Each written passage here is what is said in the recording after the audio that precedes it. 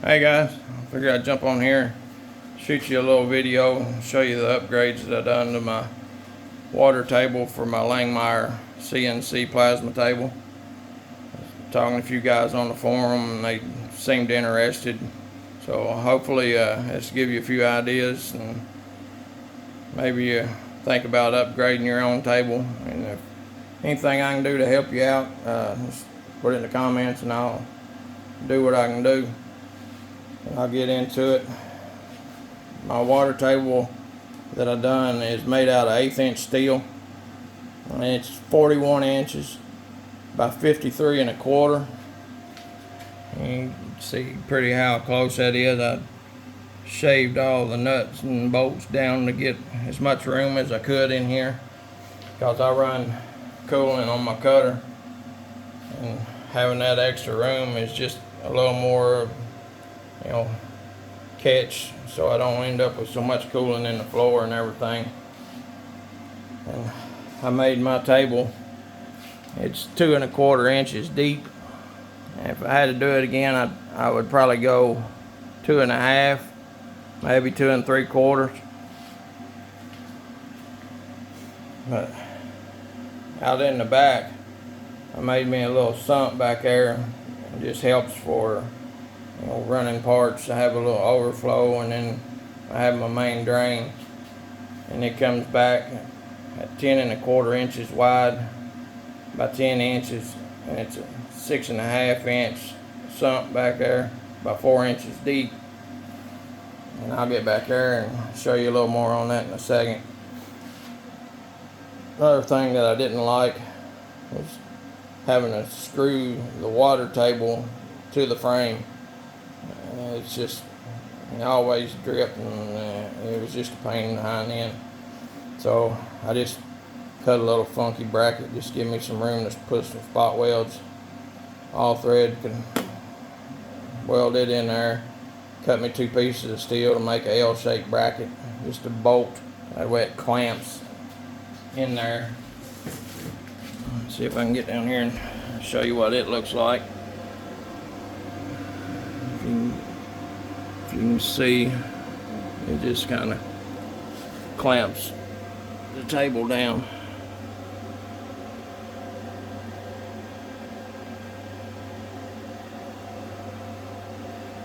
Another thing I done is I cut me a little bracket and bent it up. Some pipe here. These here come down and they're bent, and they go into the slots of my plasma cutter, and bungee just keeps it from coming out. And it keeps my plasma cutter off the floor and just kind of up here out of the way. Kind of makes everything a little neater and easier to deal with. One other thing I've done to mine, if you got the little mount for the computer, it's no matter how you mount it, it's kind of like always in the way. So I took and mounted mine to the inside and then bent it around the front. That kind of gives me the ability, when I'm standing here at the table moving it around, zeroing out, whatever. I can have my laptop right here, just right here beside me. Then if I'm trying to load a piece of steel, now it'll swivel all the way around so that it's out of the way. Another thing I use is a big old piece of sheet steel. So sometimes if I'm not using my table, I can lay that piece of sheet steel over top and use it as a workbench. An expensive workbench nonetheless, but it's just more options, a little more versatility. We get back here, show you the back, what we got here. See, there's my duck pond. What kids think it's funny, so I leave my little ducky in there and let him just swim around. So what this is just a punch steel basket that I made, and around the outside of it I've got a thin layer of filter material, just as kind of a seal between the basket and the wall, just to not let anything get down in between here. And then the first layer on here is also the fine thin mesh, and then the very bottom, around the bottom down there, is another layer of the thin layer, and then the rest of it is just cut up spiraled dual layer filter material. And I'll show you what that is. So right here is the dual layer filter material. It's like kind of a fine on one side, coarse on the other, and that's this stuff right here.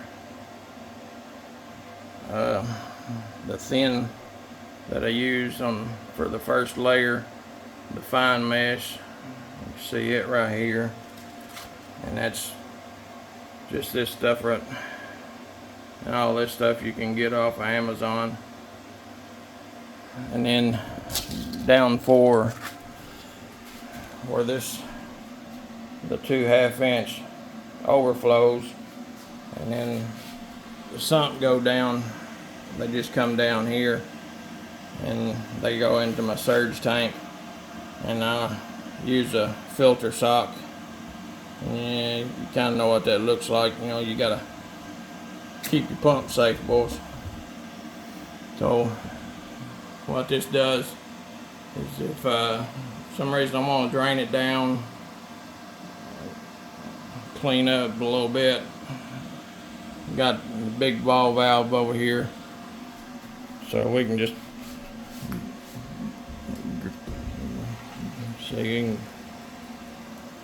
we can drain it down pretty quick. And then, oh, done killed my duck. What my surge tank down here is, it's just basically a sprayer like you use on the back of a 4-wheeler or side by side. You can find them on Facebook Marketplace. I give $50 for this one. And like I said, it comes with its own 12-volt pump, spray wand.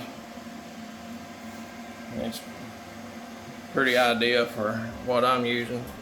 My battery over here, charge it up every now and then. So all I do is I can flip it on. If everything turned off, it'll just sit there. It'll prime up and just sit there by itself. Whenever I drain the table, I come over here and turn this. I can fill my table back up. It don't take just a couple minutes to fill it back up. My table holds right around 12 gallons total, and then I keep 11 to 12 gallons down here. That way it gives me good coolant as I'm cutting, because I'll run coolant through my cutter head. It helps a lot for thinner metal. If you have tried running thin steel, it warps and it acts up and it don't play nice. So whenever I get ready to run parts, the table's usually full. The line comes over to this other side over here to another valve. We can turn it on, and you can see the cutter head up here. You can throw a lot of coolant to it real good, or we can dial it back and run just a little small trickle. What I usually do is I'll run, kind of set my pressure over here around 30-40 pounds. So that gives me a good flow. And being as I kept the spray nozzle from the pump, the sprayer, I kept it, and it's all plumbed in still. So I keep 30-40 pound of pressure over there, and that allows me, I can wash parts off. If I drain the table down, we can wash everything over to the sump, and it's just one of those things that you don't know how nice it is until you have one.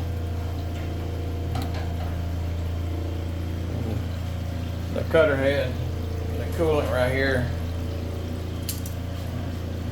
it's just made out of soft copper like you use, refrigerator line. What I done is cut a piece of copper. It comes down and it's bent and goes around into a circle, and I cut right where the bend is. I cut it out and have it back into itself and soldered up so it makes a full circle. And then I soldered each one of these little nozzles on, and then after I soldered it, you have to go in, drill each one out individually, and then try to crimp each one down to get each one where it flows right, because coming down and making a circle, one will spray a lot harder than the other. So you can take a pair of wire cutters and just right in the very center, just kind of start crimping them down. You can just leave this out and unhook where you can hold on to it, and you can just slowly go around and set the coolant flow to ever how you like it to be. You can see kind of the way this one is pinched off. You get kind of two streams out of each one. Like I said, it's really nice when you're running thin, like really thin metal. It keeps it from doing the warping and acting up.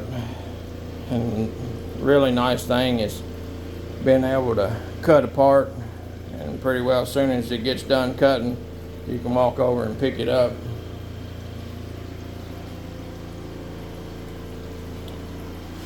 Trying to think if there's anything else be worth mentioning. I said if there's something that I missed and you see something that kind of piques your interest, leave it in the comments, and I'll see what I can do to help you out, get you going.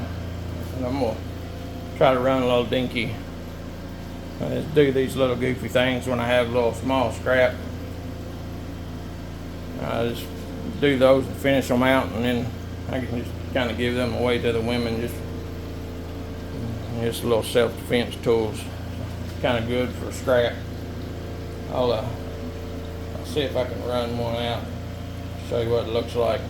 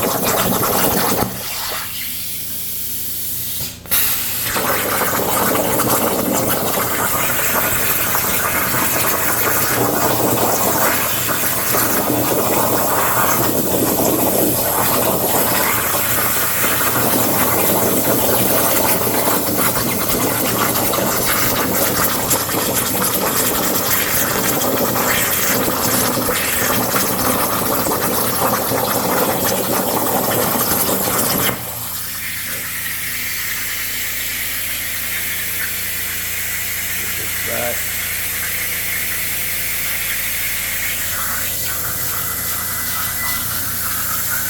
Like I said, and walk over and pick it up, and it's,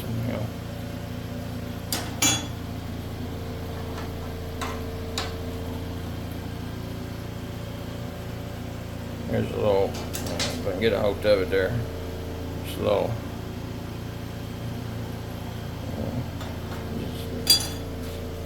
just really nice, having the coolant up here, flood everything down and keep everything cool. Keeps from having so much smoke and metal dust and everything in the air. Cuts down on a lot of the noise and everything too, to kind of see what comes down here. Just overflows straight into the little filter sock back in the tank, and then gets pumped right back up.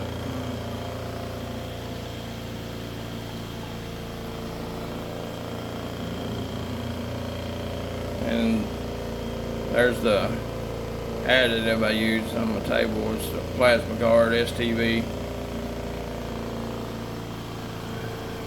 Get this thing shut down.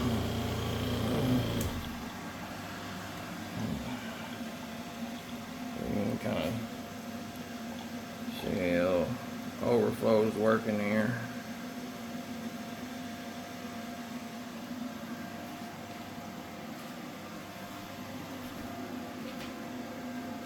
Yeah, I don't mind the messy shop.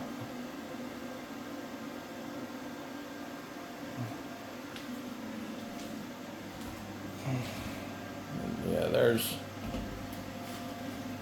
pretty much a quick rundown of everything I've done. I said if there's any questions you got, comments, just leave them down there, and I'll do my best to get back to you and help you out any way I can. I appreciate y'all watching. Y'all have a good one.